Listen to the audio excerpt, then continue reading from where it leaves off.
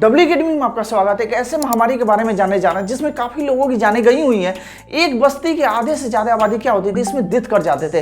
या फिर कोई शहर हो या फिर कोई स्टेट हो या फिर कोई कंट्री हो, इसमें क्या होता था कि आधा से ज़्यादा आबादी क्या होता था, इसमें इस बीमारी से डेथ कर जाते थे, जिसका नाम है प्लेग। तो प्लेग एक ऐसा पेंडेमिक था जिसमें काफ़ी लोगों की जानें गई हुई हैं। 14वीं सेंचुरी में 50 मिलियन से ज़्यादा लोग प्लेग से मारे जाते हैं, जिसे ब्लैक डेथ के नाम से भी जाना जाता है। तो ब्लैक डेथ मीन्स प्लेग। माना जाता है कि प्लेग की उत्पत्ति चीन से हुई थी 1346 से 1353 में। इसमें 75 से 200 मिलियन तक इसमें क्या हुए, डेथ कर गए, जिसमें यूरोप, एशिया और अफ्रीका शामिल था।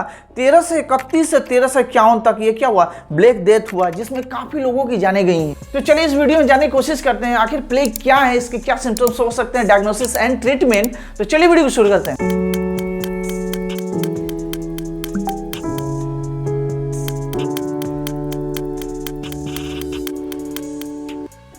माना जाता है कि प्लेग वर्ड का लैटिन वर्ड प्लागा है, यानी कि घाव या झटका या प्लेगिया। तो आपको बता देते हैं कि plague infection disease by the bacterium Yersinia pestis. अब आते हैं इसके सिम्टम्स के बारे में। तो इसके क्या क्या सिम्टम्स हो सकते हैं, तो इसमें क्या होगा, फीवर होगा, चिल्स होगा, वीकनेस होगा, हेडेक एंड नौसिया होगा। तो इतने सारे इसके सिम्टम्स हो सकते हैं। तो आपको बता देते हैं कि ये एक्सपोजर के 1 से 7 दिन के बाद से क्या होता है, ये क्या होता है, सिम्टम्स शुरू होता है। प्लेग के 3 फॉर्म होते हैं, बिबोनिक, सेप्टिसिमिक एंड न्यूमोनिक। तो बिबोनिक क्या होता है, इसके बारे में जानते हैं। तो ये लिम्फ नोड को क्या करता है, इन्फेक्ट करता है, यानी कि ये किडनी शेप का होता है, जो पूरे शरीर से जुड़े हुए रहता है, जो इम्यून सिस्टम होता है। दूसरा क्या होगा, सेप्टिसिमिक। तो सेप्टिसिमिक क्या करता है, ये ब्लड को इन्फेक्ट करता है, यानी कि ब्लड जब इन्फेक्ट होगा, यानी कि उसके अंदर इन्फेक्शन हो जाएगा, तो क्या होता है कि जो हमारे टिश्यू होते हैं काले हो जाते हैं। इससे क्या होगा, हमारा टिश्यू एकदम डेड टिश्यू हो जाएगा, जिससे वो मर जाएगा हमारा टिश्यू, जिसके कारण क्या होता है, वो पूरा काला हो जाता है। और लास्ट है निमोनिक, जो हमारे लंग्स को क्या करता है, इन्फेक्ट करता है, जिसके कारण हमें सांस लेने में दिक्कत होगी, चेस्ट पेन होगा और खांसी होगी। तो सबसे पहले इसके बारे में जानते हैं कि ये आखिर फैलता कैसे है। तो ये स्मॉल मैमल्स और फ्ली के कारण ये क्या होता है, फैलता है, यानी कि बुबोनिक या septicemic plague spreading by the flea bites. यानी कि बुबोनिक और सेप्टिसेमिक प्लेग पिस्सू के काटने या फिर जानवरों की देख रेख जो करते हैं उसके साथ रहते हैं, या फिर उसकी देख रेख या फिर उसको जो भी खाना खिलाते हैं उसके कारण ये क्या होता है, स्प्रेडिंग होता है, फैलता है।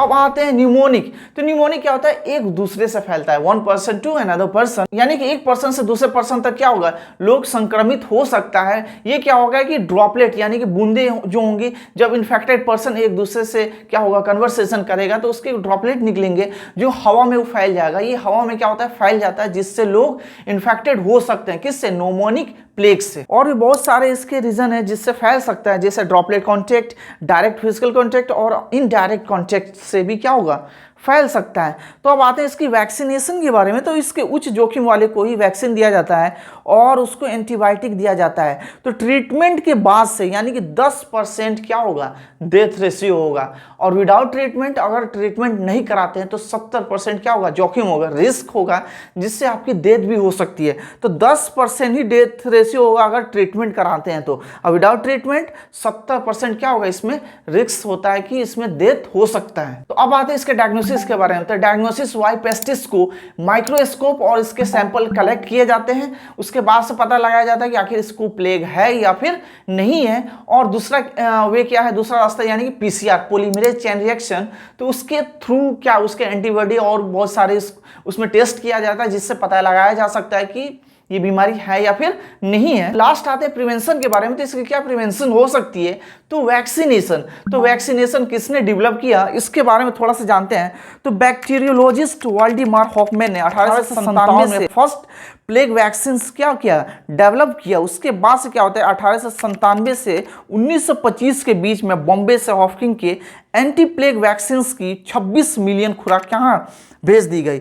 यानी कि हॉफकिन ब्रिटिश भारत में बड़े पैमाने पर वैक्सीनेशन का कार्यक्रम आयोजित किया गया था, जिसमें 50 से 85% डेथ रेशियो की क्या हुई, उससे कमी आई।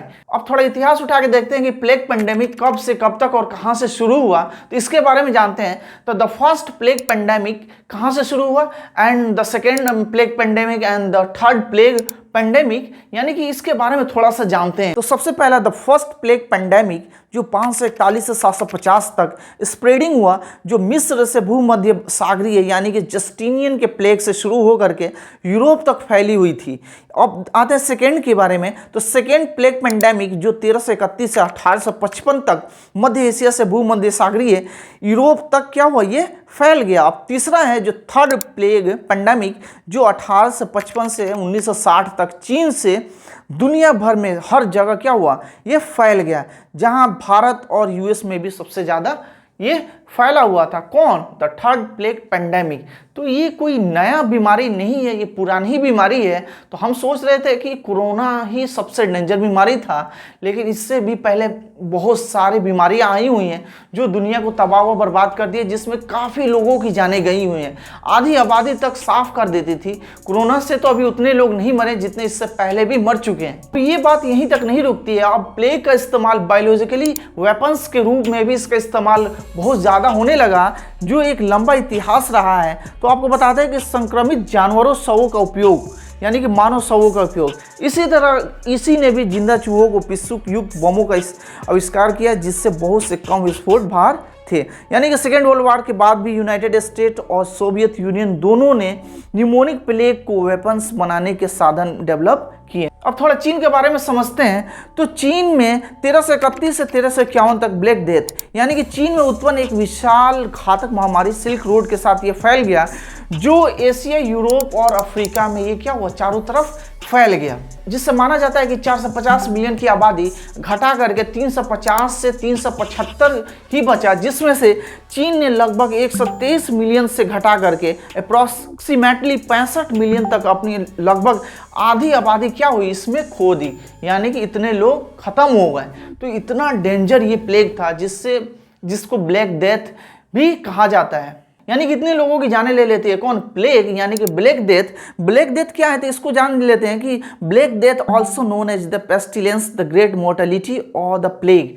यानी कि ब्लैक डेथ को प्लेग के नाम से भी और भी नामों से भी इसको जाना जाता है, जो काफ़ी खतरनाक था, पहले के लोगों को बहुत मारा हुआ है। ऐसे द थर्ड प्लेग पेंडेमिक चीन के यूनान प्रांत से शुरू हुआ, जिसमें चीन और भारत के 12 मिलियन से ज्यादा लोग इसमें क्या हुए, डेथ कर गए। तो इसके थोड़े रीजन के बारे में समझते हैं। तो इसके बहुत सारे रीजन हो सकते हैं। तो कोई भी देश क्या करता है कि सामान का एक्सपोर्ट इंपोर्ट करता है, तो जिसको जो चीजें मतलब जरूरत पड़ती हैं, तो या तो वो मंगाता है, या फिर एक देश से दूसरे देश में क्या होता है, ट्रांसपोर्टेशन यानी कि एक्सपोर्ट होता है, भेजा जाता है, या तो शिप के द्वारा जाएगा, या फिर बाय द ट्रेन जाएगा, या फिर बाय द एयरक्राफ्ट यानी कि प्लेन से जाएगा।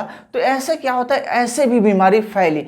यानी कि जब अनाज जाएंगे तो उसके साथ, जब अनाज जाएंगे तो उसके अंदर क्या होगा, बहुत सारे छोटे छोटे कीड़े मकोड़े या फिर चूहे उसके साथ चले जाएंगे, या फिर एक देश के जो इन्फेक्टेड लोग होंगे वो क्या होंगे, दूसरे मुल्क में जाएंगे तो वो ऐसे फैला सकते हैं। तो एक देश से दूसरे देश में क्या होता था, ये प्लेग फैलता था, जिससे काफी केसेस बढ़ते जा रहे थे। यानी कि ट्रांसपोर्टेशन में इन्फेक्टेड पर्सन, रैट्स, कार्गोज और भी बहुत सारे हो सकते हैं, having fleas and one person to another person. तो ऐसे ऐसे करके बहुत तेजी से ये क्या हुआ, प्लेग फैला, जिससे काफी लोगों की डेथ हुई। 20वीं सेंचुरी में प्लेग बहुत ही रिड्यूस हुआ, यानी कि बहुत कमी आई। उसके बाद से 21वीं सदी में 200 केसेस यानी कि डेथ रेशियो 200 पर ईयर ही हुआ। अब थोड़ा समझते हैं the first pandemic, second, third, fourth and 5 के बारे में।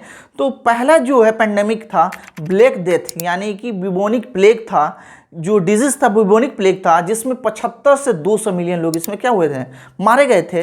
जो सन था 1346 से 1353 तक, जो Europe, Asia and north Africa में ये इतने लोग मारे गए थे, वहाँ पे इतना फैला था, जिसमें 75 से 200 मिलियन लोग तक डेथ हुए थे। ऐसे 2 नंबर पे जो है स्पेनिश फ्लू है, जो फ्लुएंजा H1N1 है, यानी कि H1N1, यानी कि 17 से 100 मिलियन तक लोग इसमें मारे गए थे। जो सन था 1918 से 1920 में लोग इतने लोग मारे गए थे। तो आपको बता देते हैं कि प्लेग ऑफ जस्टिनियन यानी कि बुबोनिक प्लेग, जो 15 से 100 मिलियन तक लोग इसमें मारे गए थे, जिसमें 541 से 549 तक में ये नॉर्थ अफ्रीका, यूरोप और वेस्टर्न एशिया में इतने लोग यानी कि इन्फेक्टेड थे और मारे गए थे। अब आते हैं 4 नंबर पर HIV, जो 42 मिलियन लोग इसमें क्या हुए थे, डेथ हुए थे। 5 नंबर पे कोविड-19, पैंडेमिक, यानी कि ये कोरोना काल में कितने लोग मारे गए थे, यानी कि 6.9 से लेकर के 28.2 मिलियन लोग इसमें अप्रॉक्सीमेटली क्या हुए थे, मारे गए थे 2019, यानी कि वर्ल्ड वाइड में इतने लोग मारे गए थे। तो कहने का मतलब है कोरोना ही एक पेंडेमिक नहीं था, इससे भी बहुत सारी पेंडेमिक आई हुई थी जिसमें काफ़ी लोगों की जानें गई हुई हैं कोरोना से पहले पहले। तो हम सोचे थे कि कोरोना ही सबसे डेंजर है, तो कोरोना तो था ही ये, क्योंकि ये बहुत तेज़ी से फैलने वाला बीमारी था, लेकिन ये भी कोई इससे कम नहीं है, क्योंकि ये भी बहुत डेंजर है, काफ़ी लोगों की जानें ले गई हैं। पहले हमारे दादा परदादाओं ने, मतलब इनका कहना था कि जब प्लेग आती थी तो घर लोग छोड़ के भाग जाते थे। पहले का मुड़ई का घर हुआ करता था, खपड़ा पड़ोस, उसमें चूहे कोई जानवर मर जाएंगे तो पूरा घर का घर साफ हो जाएगा, उनके भाई दादा परदादा जो भी मतलब होंगे सब के सब खत्म हो जाएंगे। यानी कि एक फैमिली में 20 आदमी है तो 10 आदमी उसमें मर जाते थे, उनका कहना था। मतलब हम लोग उनकी बातों को सुनते तो वो बताते हैं कि प्लेग से काफ़ी लोग इनके भी फैमिली मारे गए हैं। यानी कि ये लोग बताते थे कि जब से कोई जानवर या चूहा या फिर ऐसे प्लेग जब आती थी तो मतलब कोई जानवर के मर जाने से या फिर ये चूहे के मर जाने के बाद से लोग भागने लगते थे घर को छोड़ करके, और काफ़ी लोग जो रह जाते थे उसमें मारे जाते थे, तो खेत में टेंट गिरा करके रहने लगते थे। वीडियो को अब यहीं एंड करते हैं। तो वीडियो समझ में आया हो तो प्लीज़ वीडियो को लाइक शेयर एंड सब्सक्राइब तो जरूर कर लें। फिर मिलते हैं नेक्स्ट वीडियो में। Okay bye, thank you and salute.